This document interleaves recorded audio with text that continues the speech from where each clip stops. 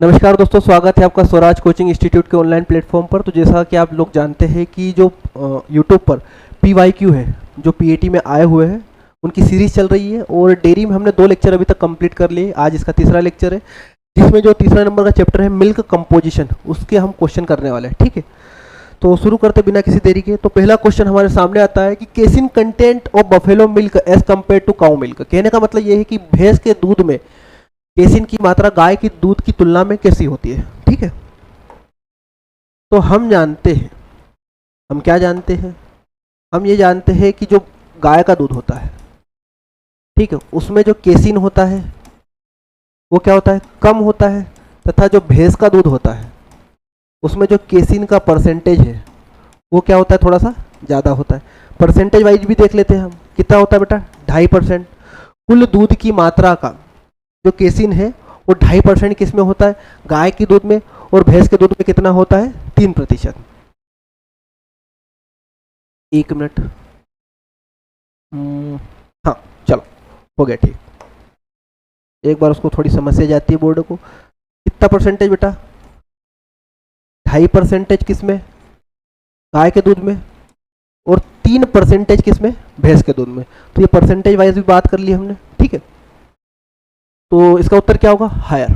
ठीक है, बढ़ते हैं हम अगले क्वेश्चन की ओर। Most of the nitrogen in milk is found as, है ना। मिल्क में नाइट्रोजन होती है कि नहीं होती है, बिल्कुल होती है। मिल्क में नाइट्रोजन 2 प्रकार की होती है ना। एक तो एसी नाइट्रोजन, जो कि किस में मिलते हैं अपने को, प्रोटीन में, है ना। और यही नाइट्रोजन सबसे ज़्यादा होती है। हम ये बोल सकते हैं कि जो नाइट्रोजन होती है वो मेनली इसी प्रोटीन में ही मिलती है, और एक होती है नॉन प्रोटीन वाली, जो कि अमोनिया क्रिएटिनिन के रूप में रहती है। उसकी बात नहीं करेंगे हम। प्रोटीन की हम बात करें तो 3 प्रकार की प्रोटीन होती है। एक तो होती है बेटा हिंदी मीडियम वालों केसिन, दूसरा एल्ब्यूमिन, और तीसरा होता है ग्लोब्यूलिन, है ना। केसिन, एल्ब्यूमिन और ग्लोब्यूलिन, ये जो तीनों प्रोटीन होती है इसी में नाइट्रोजन मिलती है। क्यों, क्योंकि जो प्रोटीन है वो बनती है अमीनो एसिड से, मतलब अमीनो अम्ल से, और अमीनो अम्ल का निर्माण में कौन सहायक होता है बेटा, नाइट्रोजन एक मुख्य तत्व होता है। इसीलिए हम बोलते हैं कि जो केसिन है, ये एल्ब्यूमिन, ग्लोब्यूलिन, इनमें क्या पाई जाती है, नाइट्रोजन। तो हम जानते हैं, क्या जानते हैं, सबसे ज़्यादा मात्रा में कौन होती है, केसिन, 2.75%। ठीक है, उसके बाद थोड़े थोड़े अमाउंट में क्या होती है, एल्ब्यूमिन और ग्लोब्यूलिन। तो इसका सही उत्तर क्या होगा, केसिन। चलो अगले क्वेश्चन की ओर बढ़ते हैं। Secretion of memory glands is known as, जो मेमोरी ग्लैंड्स होती है उनके सिक्रेशन को क्या कहा जाता है। बिल्कुल ही कॉमन क्वेश्चन है। क्या कोलेस्ट्रम कहा जाता है, हाँ बिल्कुल कह सकते हैं, क्योंकि जो कोलेस्ट्रम है वो भी कहाँ से निकलता है, मेमोरी ग्लैंड से। तो बिल्कुल सही बात है, मिल्क सही है। म्यूकस और पस, ये तो फालतू की चीज़ हो गई। देखो अब इसके क्वेश्चन को देखा जाए तो इसके दोनों उत्तर सही है। क्या, कोलेस्ट्रम भी सही है और मिल्क भी सही है, लेकिन इन जनरल हम जानते हैं कि ज़्यादा सही उत्तर क्या होगा इसका, दूध। ठीक है, दोनों मेमोरी ग्लैंड का ही सिक्रेशन है ना, स्त्रवण है, लेकिन ज़्यादा उत्तर सही क्या होगा, दूध। ठीक है, बढ़े आगे। What is the protein percentage in cow milk, है ना। काउ मिल्क में प्रोटीन परसेंटेज पूछा गया। देखो उत्तर देखने के पहले तुम इस टेबल को देखो, है ना। ये टेबल बहुत ज़्यादा इंपॉर्टेंट है। अभी हम देखेंगे कि इस टेबल से बहुत ज़्यादा क्वेश्चन अभी पूछेगा एग्जाम में। ठीक है, तो इस टेबल को स्क्रीनशॉट लेना हो तो ले लो, बहुत अच्छे से याद करके जाना है, रट के जाना है इस टेबल को। ठीक है, तो अभी क्या पूछा बेटा, क्वेश्चन को देखते हैं कि गाय के दूध में प्रोटीन का परसेंटेज कितना होता है ना। तो हम बारी बारी से सबके प्रोटीन परसेंटेज देख लेते हैं, है ना। गाय के दूध की बात करें तो कितना होता है बेटा, 3.4%। ठीक है, यहीं पर इससे मिलता जुलता एक बकरी का दूध होता है, कितना होता है बेटा उसमें, 3.5%। ठीक है, उसके बाद हम बात करते हैं भैंस के दूध की, तो भैंस के दूध में कितना होता है, यही प्रोटीन परसेंटेज, ये होता है 3.9%। ठीक है, वहीं हम बात करें, चौथा है हमारा इंपॉर्टेंट एनिमल क्या है बेटा, शीप मिल्क। शीप मतलब भेड़, है ना। इसमें कितना होता है बेटा, 6.7%। अगर हाईएस्ट पूछता तो हाईएस्ट हम किस में बताते बेटा, शीप में, है ना। तो ये सभी एनिमल की हमने बात कर ली है, इंपॉर्टेंट है, याद करके जाना है। तो इसका सही उत्तर क्या होगा, काऊ पूछा है, इसका सही उत्तर होगा सी। ठीक है, ये रही टेबल, पढ़ते हम आगे। चलो, what is the fat percentage in buffalo milk, फिर उसी टेबल से क्वेश्चन आया हुआ है। तो बात करते हैं बफेलो की, फिर बारी बारी से लिख लेते हैं। अपना काउ मिल्क का फैट परसेंटेज कितना होता है बेटा 4.6%। दूसरे नंबर पे हम बात करते हैं बकरी की दूध की, कितना होता है 4.5%। तीसरे नंबर पे कौन है अपना बफेलो मतलब कि भैंस, भैंस के दूध की बात करें तो 6.6%। उसके बाद नंबर पे कौन होता है भेड़ जिसे हम शिप बोलते हैं, कितना होता है 8.6%। तो ये क्या हो गया अपना फैट परसेंटेज चारों एनिमल का। इंपॉर्टेंट है, किसका पूछा है भैंस का पूछा है, क्या होता है भैया भैंस का, ये रहा 6.6 लगाया, आगे बढ़े। ठीक है, अगला क्वेश्चन देखते हैं। Milk has deficiency of, milk के अंदर किसकी डिफिशियंसी होती है, फिर इंपॉर्टेंट क्वेश्चन है। तो इसके लिए जब हम पढ़ाते हैं तो उस वक्त आपको एक फ्रेज लिखवाई जाती है, क्या आयो आकासी, इसकी कमी होती है। दूध के अंदर किसकी कमी होती है आयो आकासी। अब ये आयो आकासी क्या है, आयो का मतलब बताते बेटा आयोडीन है ना, आ का मतलब होता है आयरन, का मतलब होता है कॉपर, और सी का मतलब होता है बेटा विटामिन सी। ठीक है, विटामिन सी की कमी होती है। तो इन चार आइटम की दूध में क्या होती है मेजर कमी होती है। उसके बाद में हम देखा जाए बोले क्वेश्चन किसके ऊपर आता है, तो क्वेश्चन इन दो के ऊपर आता है। इन दो के ऊपर आयरन और विटामिन सी का मेजरली क्वेश्चन पूछे जाते हैं। ऑप्शन में ये दोनों दिखते हैं। अब जो ऑप्शन में आयरन भी दिखाई दे विटामिन सी भी दिखाई दे तो हम किस पर टिक करेंगे विटामिन सी पर, और जब विटामिन सी नहीं दिखाई देगा तो हम किस पर टिक करेंगे आयरन पर। ठीक है, चलो milk has deficiency of iron, vitamin के, पोटाशियम, सोडियम, कौन आएगा भैया आयरन। विटामिन सी होता तो कौन आता विटामिन सी। चलो बढ़ते अगले क्वेश्चन की तरफ। Solid not fat present in, है ना, solid not fat important term. चलो इसके लिए देखते हैं कि मिल्क आप सभी लोगों ने पढ़ा है, मिल्क के अंदर कितनी चीजें बेटा दो चीजें। सबसे पहले तो कौन होता है बेटा आपका वाटर, उसके अलावा जो बचता है जो कि मिल्क को मिल्क बनाने का काम करता है कौन है आपका सॉलिड, है ना। सॉलिड में भी हम देखें सबसे इंपॉर्टेंट चीज क्या हो जाती है बेटा फैट। और जो फैट सॉलिड में से अगर हम फैट निकाल देंगे, सॉलिड में से फैट निकाल देंगे तो बचता है सॉलिड नॉट फैट, मतलब ऐसे सॉलिड जिसमें फैट नहीं है। तो ये रहा कंपोजिशन। बोले फिर इसमें क्या है, तो बेटा इसमें कौन कौन होती है, इसमें होते प्रोटीन, इसमें होता है आपका लैक्टोज, इसमें होते हैं मिनरल। ठीक है, परसेंटेज भी अगर लिखना चाहे तो लिख सकते हैं, क्या क्या परसेंटेज होंगे 87%। रिमेनिंग जो 13% है वो क्या है बेटा 13%। सॉलिड, सॉलिड मतलब ठोस, हिंदी मीडियम वालों सॉलिड मतलब ठोस, फैट मतलब वसा, कितने परसेंट बेटा 4%। ये कितने हो जाएंगे 9%। समझ में आ रहा अपने को, तो ये अपने को ध्यान में रखना है। क्वेश्चन क्या पूछा सॉलिड नॉट फैट किस में प्रेजेंट होता है, ASNF किस में होता है बेटा मिल्क में। कहाँ गया ये रहा। बढ़े आगे, अगला क्वेश्चन एवरेज वाटर कंटेंट, मतलब वाटर का परसेंटेज पूछा। देखो अभी जस्ट अपन ने लिखा था कितना होता है 87%। बढ़े आगे, ये रहा अगला question. Which animal has maximum fat percentage in milk, किस जानवर के दूध में अधिकतम वसा का प्रतिशत होता है। देखते हैं उसी टेबल में दिया हुआ है। हाथी के दूध में वसा कितनी बेटा 19.9%, 19.9%, ठीक 19.6%, ठीक है 19.6%।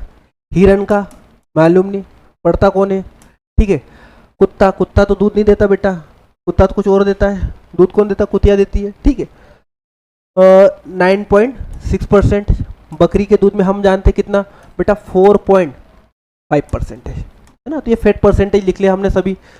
सबसे ज़्यादा किसके दूध में बेटा एलिफेंट, है ना, हथनी के दूध में। अच्छा क्वेश्चन था, कम ज़्यादा वाले आंकड़े भी रट के जाना कि भैया लैक्टोज किसके दूध में ज़्यादा, फैट किसके दूध में ज़्यादा, फैट किसके दूध में कम, है ना। चलो अभी आएंगे क्वेश्चन, हम पढ़ते हैं।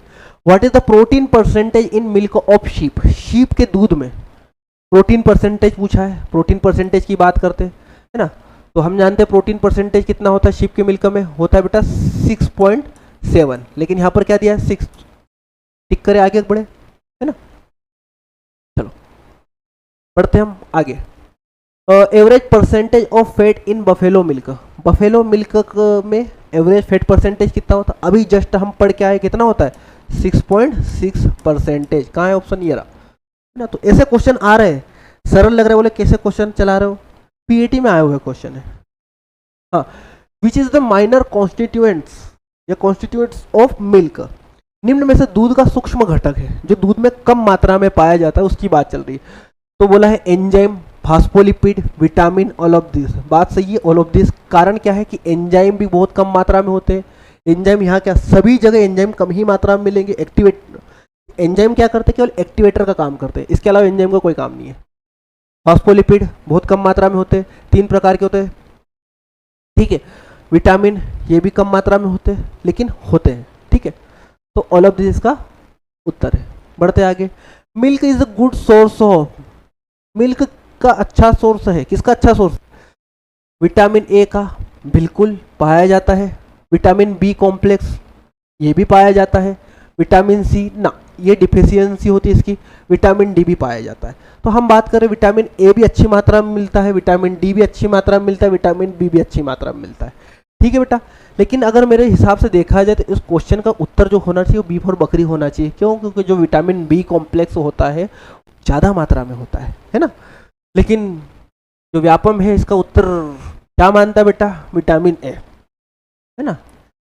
लेकिन मेरे ज्ञान के हिसाब से क्या आना चाहिए, विटामिन बी इसका उत्तर होना चाहिए कि विटामिन बी कॉम्प्लेक्स, सभी विटामिन बी12 की बात करें, बी12 की बात करें, बी7 की बात करें, इन सभी विटामिनों के हम मिला देंगे तो जो आगे कौन निकल जाएगा, विटामिन बी कॉम्प्लेक्स, ठीक है। लेकिन उसका विटामिन ए उत्तर माना है। विटामिन डी भी होता है और अच्छी मात्रा में होता है, इससे कोई दिक्कत नहीं है, ठीक है। बढ़ते बेटा आगे। In the human milk water found, है ना। तो याद रखना ह्यूमन का जो मिल्क होता है उसमें जो वाटर का कंटेंट होता है वो सबसे ज़्यादा होता है बेटा 87.7%। कितना बेटा, 87.7%। लेकिन अगर आप क्वेश्चन देखोगे और मैंने जो बताया, मैंने कहाँ से बताया, मैंने कोई अपने पास से नहीं बताया, ये जो हम याद करते हैं, ये वाली जो टेबल देख रहे हो, इस टेबल को आप ध्यान से देखो। ये रहा ह्यूमन मिल्क और ये रहा उसका परसेंटेज, है ना। तो अभी तक जितने भी हम उत्तर ठीक कर रहे थे और जो व्यापम वाला ऑप्शन दे रहा था वो सारे ऑप्शन इसमें से अपने को देखने को मिल रहे थे, ठीक है। लेकिन कभी कभी वो क्वेश्चन इस तरीके से फंसा देता है कि ये वाली जो टेबल है ये अपने वहाँ पर जाके फेल हो जाती है। क्यों, क्योंकि ये जो मेजरली आंकड़े दिखाई दे रहे हैं ये हमारे एमपी के लिए ज़्यादा वैलिड है। किसके लिए बेटा, एमपी के लिए।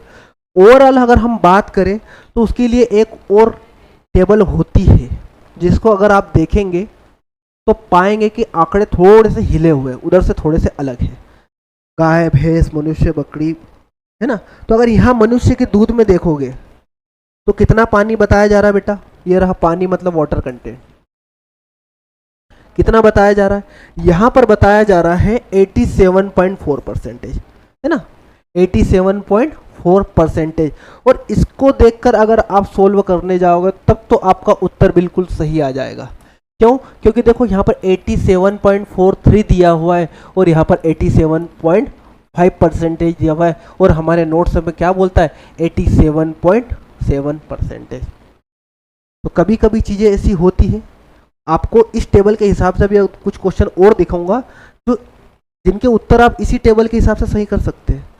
जो अपनी पुरानी टेबल थी उसके हिसाब से अगर करने जाएंगे तो मैक्सिमम टाइम पे आंसर आपको गलत मिलेगा। चलो, तो नज़र मार लेना। और इन चीज़ों का मैं कुछ नहीं कर सकता, मैं क्या कोई कुछ नहीं कर सकता, आते हैं तो आते हैं, क्योंकि व्यापम है, व्यापम का कार्यक्रम ही ऐसा है। चलो, cow milk is, cow milk की बात करी, कैसा है काउ मिल्क, अधिक पाचक, कम पाचक, सामान्य पाचक, इनमें से कोई नहीं। अब देखो पचनशीलता की अगर हम बात करें, है ना, तो पचनशीलता मेनली जो अफेक्ट होती है वो किससे होती है बेटा, फैट से, है ना, किससे होती है, फैट से। तो फैट का कंटेंट प्लस फैट ग्लोब्यूल, मतलब जो वसा गोलिकाओं का आकार होता है वो जिसका ज़्यादा होगा, एक तो फैट का कंटेंट प्लस कंटेंट के साथ में परसेंटेज के साथ में जो वसा गोलिकाओं का आकार, जिसके दूध में जितना ज़्यादा होगा पचने में उतनी दिक्कत जाएगी, ठीक है, पचने में क्या जाएगी, उतनी दिक्कत जाएगी। तो हम जानते हैं कि जो भैंस का दूध होता है उसमें फैट कंटेंट भी ज़्यादा होता है, फैट का प्रतिशत भी ज़्यादा होता है और उसकी वजह वसा गोलिकाएं हैं उसका आकार भी क्या होता है, ज़्यादा होता है। वही हम बात करें गाय के दूध की, तो जो गाय का दूध होता है बेटा, उसमें जो होता है 2.5 से लेकर 3 माइक्रोन तक क्या होता है, साइज होता है किसका, फैट ग्लोब्यूल्स का। इसीलिए अगर हम पचनशीलता के आधार पर इन दोनों दूधों की तुलना करें तो ज़्यादा पाचक कौन होगा, ज़्यादा पाचक होता है बेटा गाय का दूध। इसीलिए आप जानते हैं कि जो छोटे बच्चे होते, छोटे नवजात बच्चे होते, इंसानों की बात कर रहा हूँ, इंसानों के जो छोटे बच्चे होते, कभी कभी किसी रेयर कंडीशन में क्या होता है, माँ का दूध प्राप्त नहीं होता है, तो ऐसी कंडीशन में बोला जाता है कि आप उसे गाय का दूध पिला सकते हैं। गाय का दूध न मिलने पर उसे बकरी का दूध पिलाया जा सकता है, क्योंकि दोनों के दोनों दूध अच्छे पाचक होते हैं। तो इसका जो सही उत्तर होगा वो मोर डाइजेस्टिव, मतलब अधिक पाचक। समझ में आएगा अपने को, क्वेश्चन क्लियर हुआ। बढ़ते हैं बेटा हम आगे, है ना। तो highest fat percentage in the milk has found in, है ना, गोट, शीप, एलिफेंट, बफेलो। फिर क्या पूछा है, हाईएस्ट फैट परसेंटेज। अभी बता क्या है, एलिफेंट। रिपीट हुआ क्वेश्चन है, चलो बता दो। बकरी के दूध में कितना है, 4.5%। भेड़ के दूध में 8.6%। एलिफेंट के 19.6%। भैंस के दूध में 6.6%, है ना, ये याद रखना अपने को। चलो, fat in milk is present, दूध में उपस्थित वसा होती है, मतलब किस रूप में होती है ये पूछ रहा है ना। दूध में जो वसा है वो किस रूप में होती है ये पूछा गया। Emulsion form, solid form, colloidal form, solution form. मतलब इमल्शन विलयन के रूप में, ठोस विलयन के रूप में, कोलाइडी विलयन के रूप में, घुलित विलयन के रूप में। बहुत ही कॉमन क्वेश्चन है, बार बार पढ़ते हैं, सबको याद भी होना चाहिए। हम जानते हैं कि जो दूध में जो वसा होती है बेटा, वो किस रूप में होती है, वो होती है पायस के इमल्शन के रूप में। किस रूप में होती है, पायस या इमल्शन की। हम बात करते हैं प्रोटीन की, है ना, तो प्रोटीन किस फॉर्म में होती है, प्रोटीन होती है कोलाइडल सॉल्यूशन के रूप में। कोलाइडल फॉर्म हम जिसके बोल सकते हैं, है ना। लैक्टोज की भी बात कर लेते हैं लगत में। लैक्टोज जो होता है वो ट्रू सॉल्यूशन बनाता बच्चों, ना, जिसे आप सत्य घोल कहते हैं, सत्य घोल, ठीक है। उसके बाद और क्या बच रहा, मिनरल। मिनरल्स की बात करें तो मिनरल्स किस फॉर्म में प्रेजेंट रहते, ये भी ट्रू सॉल्यूशन रहता है। बट क्या बोला है कि जो सम पार्ट रहता है, सम पार्ट मतलब जो थोड़ी बहुत मात्रा में क्या होते हैं, ये कोलाइडल रहते हैं, है ना। तो ये सबकी बात अपन ने कर ली है।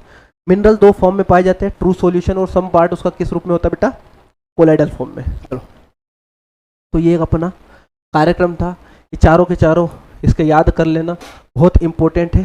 बढ़ते हम अगले लेक्चर में, अगले लेक्चर में नहीं, अगले क्वेश्चन की तरफ। हाँ, milk sugar lactose is made up of, कहने का मतलब है कि जो लैक्टोज है, जिसे हम मिल्क शुगर के नाम से जानते हैं, मिल्क कार्बोहाइड्रेट भी बोलते हैं, ये किससे मिलकर बनी होती है बेटा। ये बहुत ही अच्छा क्वेश्चन है, सरल क्वेश्चन है, लेकिन जब घुमा के आता है तो मजा ही आ जाता है ना। तो जो शुगर है वो क्या है बेटा, एक टाइप का बेटा कार्बोहाइड्रेट है।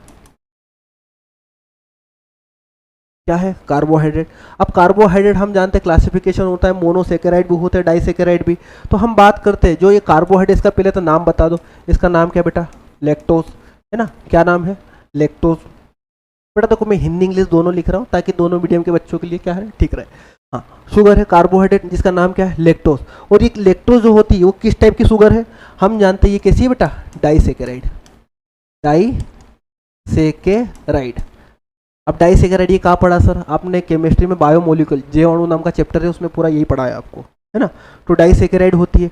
डाइसेकेराइड का मतलब होता है कि जो एक मोनोसेकेराइड ये रही और एक मोनोसेकेराइड ये रही, मतलब कि जो दो मोनोसेकेराइड से मिलकर बनती है और होती है डाइसेकेराइड।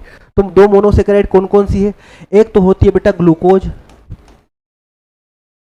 और एक क्या होती है, गैलेक्टोज, है ना। एक ग्लूकोज प्लस एक गैलेक्टोज से मिलकर क्या बनती है, लैक्टोज, है ना। ग्लूकोज कैसी सेकेराइड है, मोनोसेकेराइड है। गैलेक्टोज भी कैसी सेकेराइड है, मोनोसेकेराइड है। डाइसेकेराइड कौन हो गए, लैक्टोज। और क्या क्वेश्चन आ सकता है, और इससे जो क्वेश्चन आ सकता है बेटा वो आपको पूछ सकता है इसके फॉर्मूले के बारे में, है ना। तो जो आप जानते हैं कि जो मोनोसेकेराइड होता है ना, मोनोसेकेराइड का फॉर्मूला क्या होता है, C6H12O6, प्लस 2 मोनोसेकेराइड है ना, ग्लूकोज का फॉर्मूला सेम टू सेम किसका होगा, गैलेक्टोज का, C6H12O6।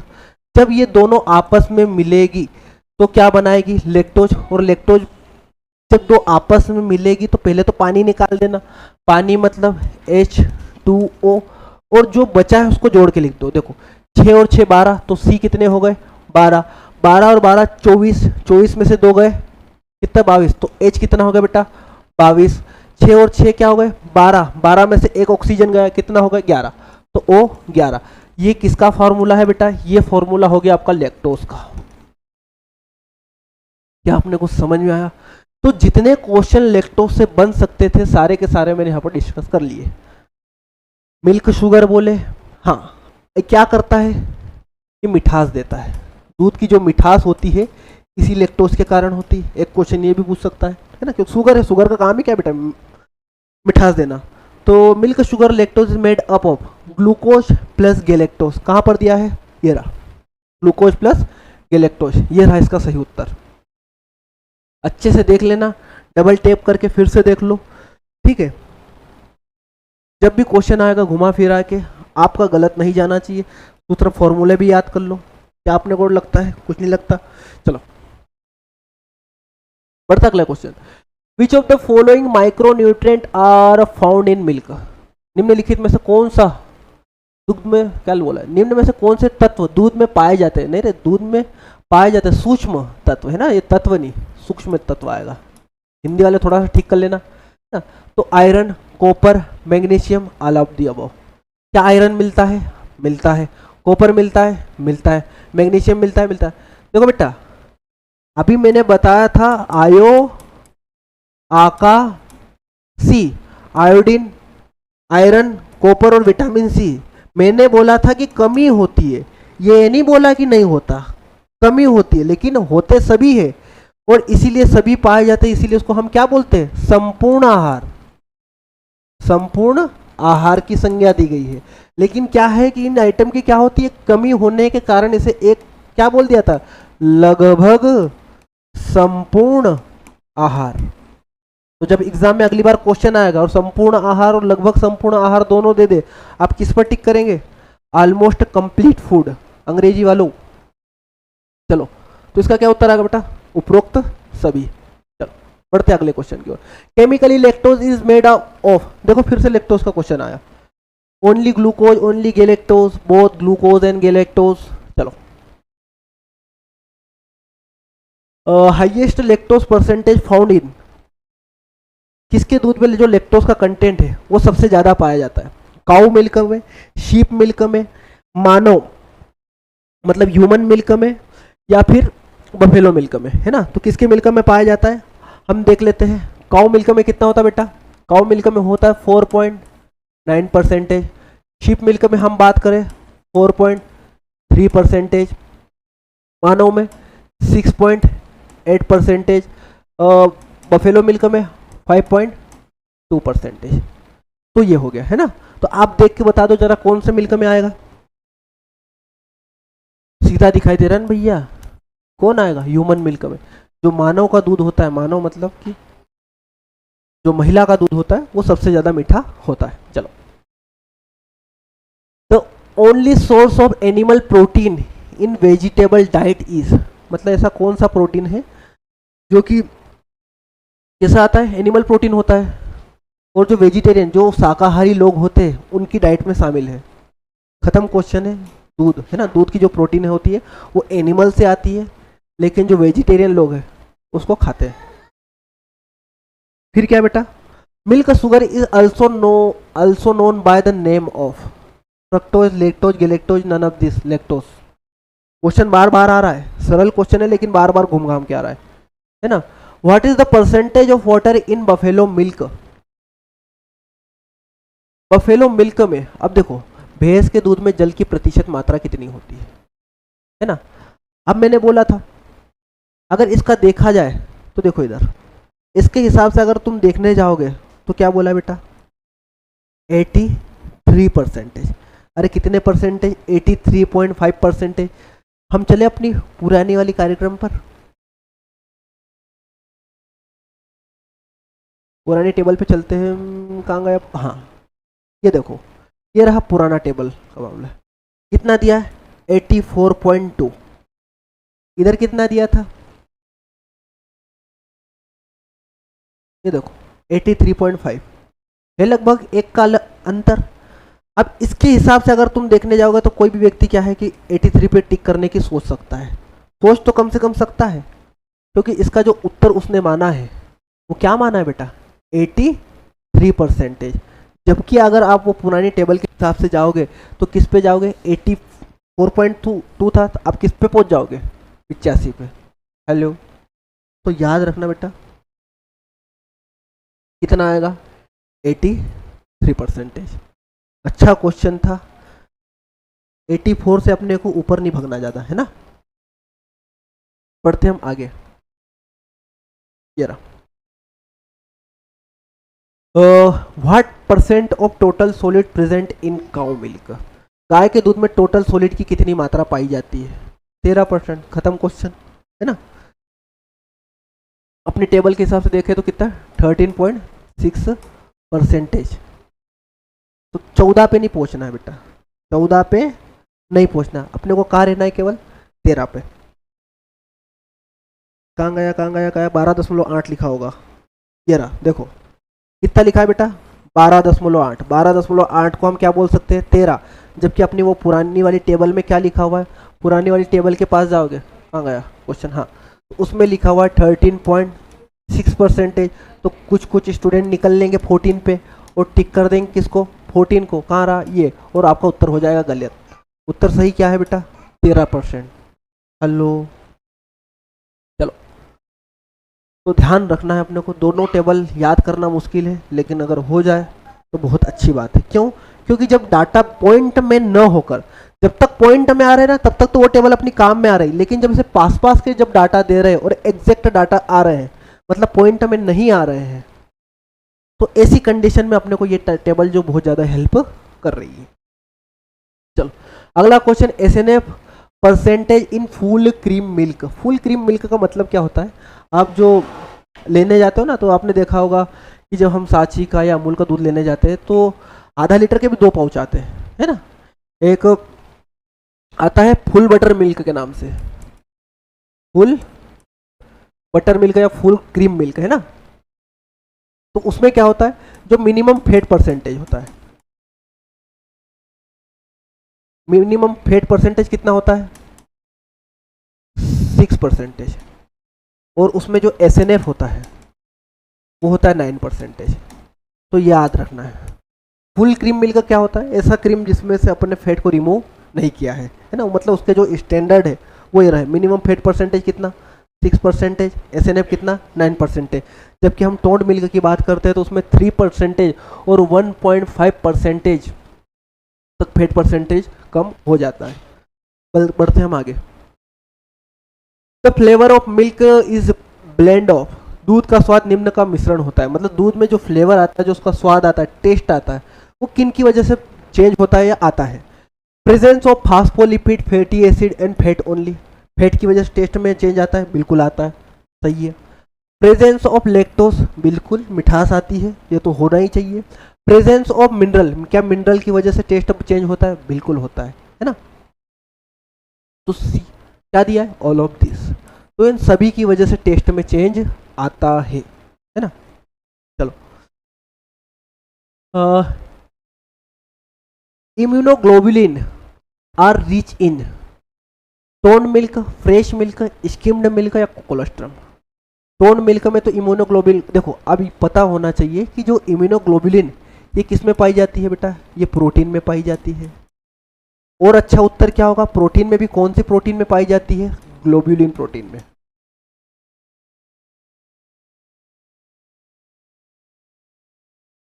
ठीक है। अब ग्लोबुलिन प्रोटीन की मात्रा ज़्यादा किस में होती है? मिल्क में ज़्यादा होती है क्या? नहीं, मिल्क में होती है लेकिन ज़्यादा मात्रा में नहीं पाया जाता। ये जो इम्यूनोग्लोबुलिन है या जो ग्लोबुलिन प्रोटीन है, ये किस में ज़्यादा पाई जाती है? खीस या कोलेस्ट्रम में। ठीक है। ग्लोबुलिन की हम बात करें तो ये खीस में दूध की तुलना में 12 से 15 गुना क्या होती है? ज़्यादा होती है। क्यों? क्योंकि इम्यूनोग्लोबुलिन क्या होता है बेटा, इसमें प्रेजेंट होती एंटीबॉडी, प्रतिरक्षा, है ना। एंटीबॉडी क्या करता है, माँ के शरीर से बछड़े में पहुंचाने का काम कौन करता है, ये जो ग्लोबुलिन प्रोटीन है यही करता है ना। तो ये किस में ज़्यादा होता है, खीस में। इसका सही उत्तर क्या होगा, खीस। ठीक है, फ्रेश मिल्क का इसका सही उत्तर होने वाला नहीं है। चलते अगले क्वेश्चन की तरफ। Colostrum is deficient in, colostrum में किसकी कमी होती है। तो अगर मैं खीस की बात करूं तो देखो बेटा, खीस में जो केरोटीन है वो नॉर्मल मिल्क के कंपैरिजन में 9 गुना ज़्यादा पाया जाता है। कितने गुना बेटा, 9 गुना। और केरोटीन, केरोटीन मतलब विटामिन ए, आप तो सीधा समझ लो, केरोटीन मतलब विटामिन ए। विटामिन ए क्या होता है, ज़्यादा होता है।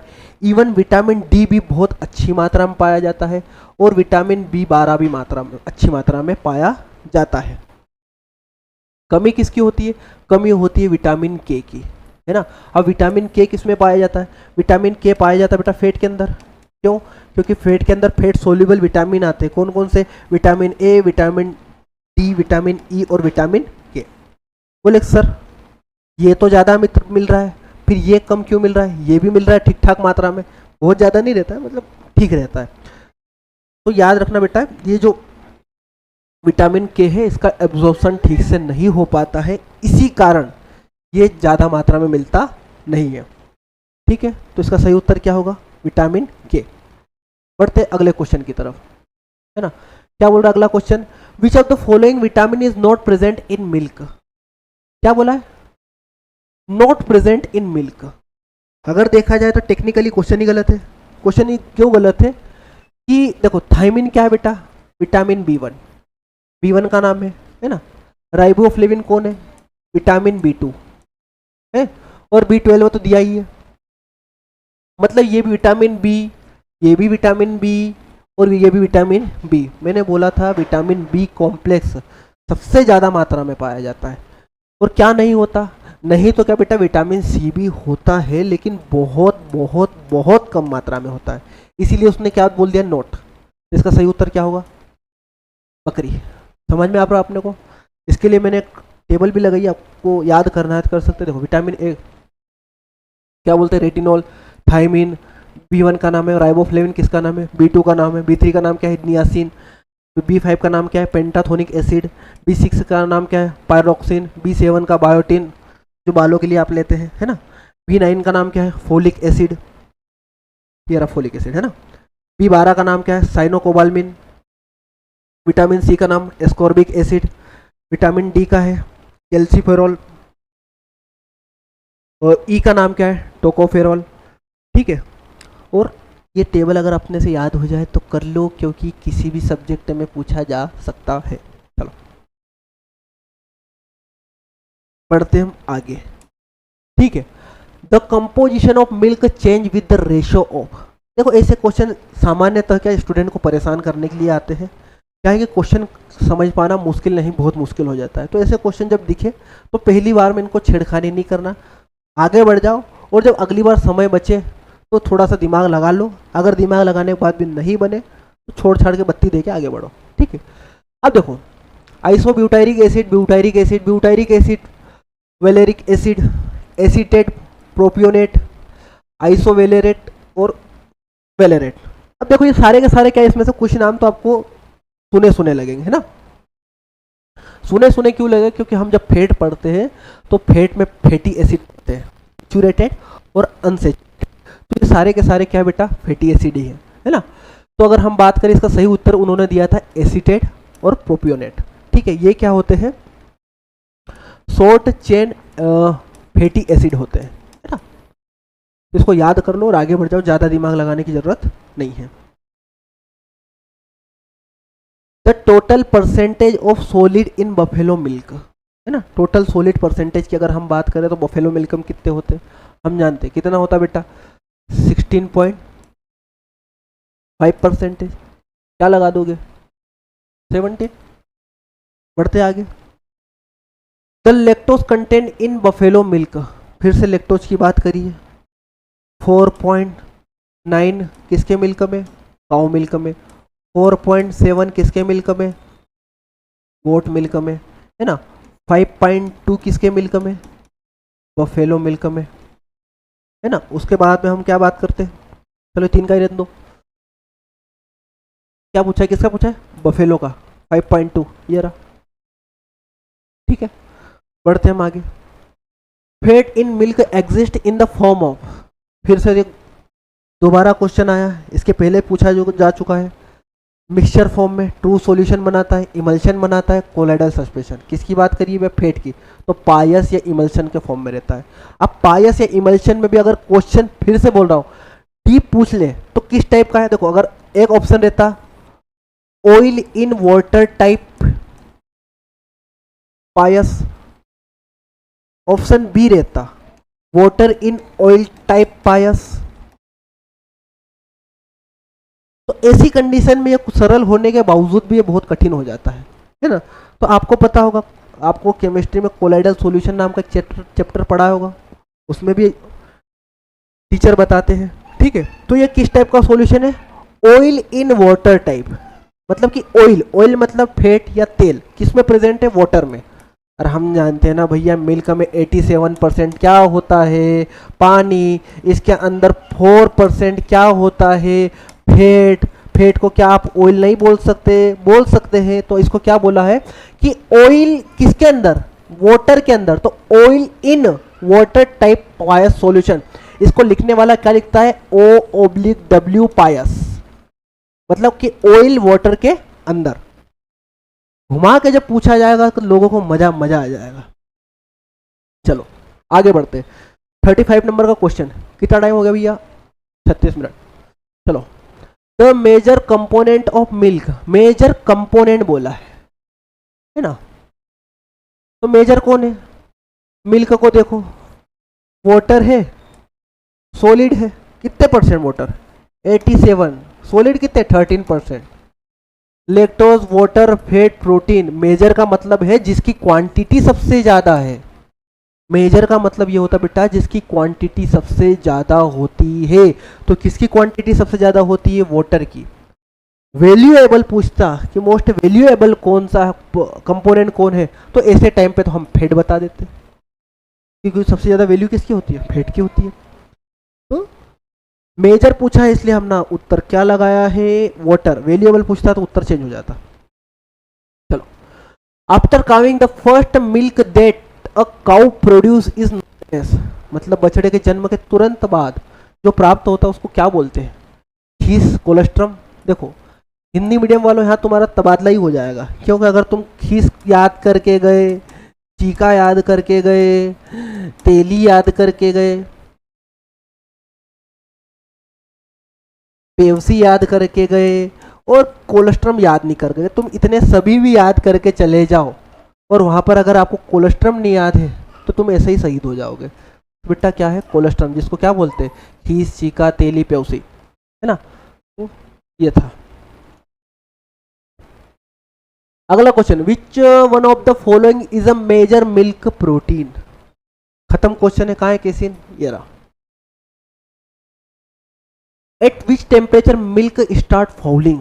बेटा ये तो क्वेश्चन जो है ये आप समझने के ऊपर डिपेंड करता है कि किस तरीके से समझ रहे हो। अगर इसकी जो ओरिजिनल अगर टर्मिनोलॉजी को देखा जाए तो उसके हिसाब से तो उत्तर आएगा 80 degree Celsius.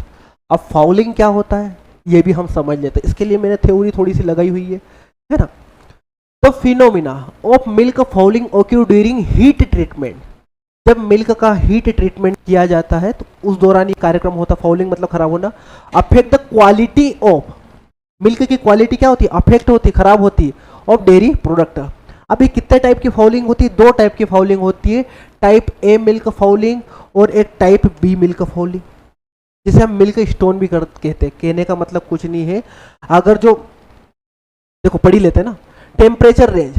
Type A milk fouling typically occur when temperature between कितने 75 से लेकर कितने डिग्री सेल्सियस तक 110, मतलब 110 डिग्री सेल्सियस के बीच में हो रहा है तो उसे टाइप ए फाउलिंग कहेंगे। और 110 से अगर ज़्यादा हो रहा है तो उसे टाइप बी फाउलिंग कहेंगे। समझ में आ रहा है अपने को। इसमें क्या होता है कि जो एक नाम होता है, क्या क्या क्या, मेरे नाम ध्यान से उतर रहा है, हीट एक्सचेंजर, है ना, इसमें जो यूज किया जाता है बेटा टेम्परेचर के लिए, उसका नाम है हीट एक्सचेंजर। हीट एक्सचेंजर के अंदर क्या होता है, उसकी जो सरफेस है उसके अंदर जो मिल्क के जो कंटेंट होते हैं, जैसे कि प्रोटीन हो गया, प्रोटीन इकट्ठे हो रहे, जमा हो रहे, मिनरल इकट्ठा होने लग जाता है, ये इसकी सरफेस पे हीट जो एक्सचेंजर होता है उसकी सरफेस पे ये सब इकट्ठा होने लग जाते हैं, तो इसी को बोला है ना। तो क्वेश्चन थोड़ा सा हेवी था वहां तक ठीक है, उत्तर भी सामने वाले ने गलत ही दिया है, उसने इसका उत्तर माना बेटा 60 डिग्री सेल्सियस, जो कि कतई भी सही नहीं है।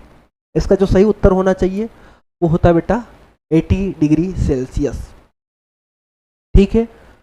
अगर लगे तो इसका स्क्रीनशॉट ले लो। अगली बार अगर घुमा के पूछा जाए, देखो मिल्क स्टोन जिसे हम बोलते हैं दुग्ध धातु, वे डेयरी जो बर्तन होते हैं उसमें दुग्ध धातु जमा नहीं हो जाती, और जिसको साफ करने के लिए हम किसका यूज करते हैं, एसिड का, और उसके बाद बर्तन को अच्छे से धोते हैं। देखो मैंने कल बताया था, मतलब कल क्या, लास्ट लेक्चर में बताया था कि डेयरी बर्तनों को धोने के लिए, ये इक्विपमेंट को धोने के लिए एसिड का यूज, लेकिन जो एकमात्र कौन है, मिल्क स्टोन जिसे हम दुग्ध धातु बोलते हैं, उसको निकालना है तो एसिड का यूज करना पड़ेगा, लेकिन उसके बाद फिर बर्तनों को बहुत अच्छे से साफ पानी से धोने की जरूरत होती है, ठीक है। तो उसका उत्तर क्या होगा, इसका जो उत्तर होगा वो बेटा होगा 80 डिग्री सेल्सियस, सामने वाले ने दिया था 60 डिग्री सेल्सियस, मैं इसका कहीं नहीं कर सकता। बढ़ते अगले क्वेश्चन की तरफ।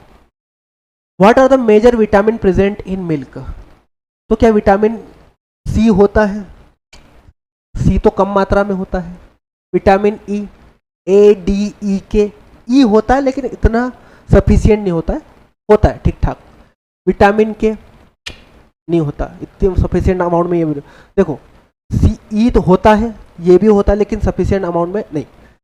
विटामिन ए और विटामिन डी मैंने पहले भी बोला था, ये दोनों सफिशियंट अमाउंट में प्रेजेंट रहते हैं, है ना। अच्छा क्वेश्चन था, सरल क्वेश्चन था। अगला question, which of the following term defined milk sugar, खत्म क्वेश्चन है। लैक्टोस, खत्म क्वेश्चन का मतलब ये नहीं है कि काम का नहीं है, बहुत इंपॉर्टेंट क्वेश्चन है। जब इससे ही क्वेश्चन घुमा के पूछेंगे ना, तुम्हारा दम केवल लैक्टोस पूछने में ही तुम्हारा दम निकल जाएगा, है ना। हाँ भैया, विच ऑफ द फॉलोइंग, ये तो हो गया ना। अगला question, what is the reason for yellowing या yellowish colour of milk, milk का पीला होने का कारण क्या है। विटामिन ए, कैरोटीन जिसे हम बोलते हैं, है ना। कोलेस्ट्रम तो आएगा नहीं, कोलेस्ट्रम जो पीला होता है वो भी इसी के कारण होता है। बिलुरुबिन, बिलुरुबिन क्या है बेटा, देखो ये भी जो जिम्मेदार होता है वो येलो कलर के लिए होता है ना, येलो कलर के लिए ही बिलुरुबिन भी जिम्मेदार होता है, लेकिन मिल्क के अंदर है तुमको जो पीलिया हो जाता है ना, पीलिया हो जाता है, और पीलिया में जो पीली पीली आंखें हो जाती है वो ये इसी आइटम के कारण हो जाती है। ऑक्सीटोसिन तो हार्मोन है, और एक हो गया कैरोटीन। तो ये हमारा आज का जो कार्यक्रम था बेटा यहीं तक था। आपको लगे क्वेश्चन बहुत सरल है, बहुत सरल क्वेश्चन लाते हैं, सरल क्वेश्चन में मेरे घर से बना के लाता। पहली चीज़ जो लास्ट टाइम पीएटी में लास्ट टाइम पिछले कुछ सालों में पीएटी में आ चुके हैं, उन्हीं क्वेश्चनों को हम बहुत अच्छे से करने की कोशिश करते हैं, क्योंकि देखो क्वेश्चन रिपीट हो रहे हैं, क्वेश्चन रिपीट हो, एक ही क्वेश्चन को बार बार पूछ रहा है, तो एक जैसी लैंग्वेज तो वो देगा नहीं, तो लैंग्वेज को घुमा कर देता है। तो हम वही कोशिश करते हैं कि अगली बार किस तरह से क्वेश्चन बन सकता है, उसी क्वेश्चन को हम सोल्व करने की कोशिश कर रहे हैं, ठीक है। तो आशा करता हूँ कि आपको ये लेक्चर समझ में आया होगा, पसंद भी आया होगा। तो अगर पसंद आया तो लाइक करें, शेयर करें, सब्सक्राइब करें। आप सभी का बहुत बहुत धन्यवाद। चलो मिलते हैं बेटा अगले लेक्चर में।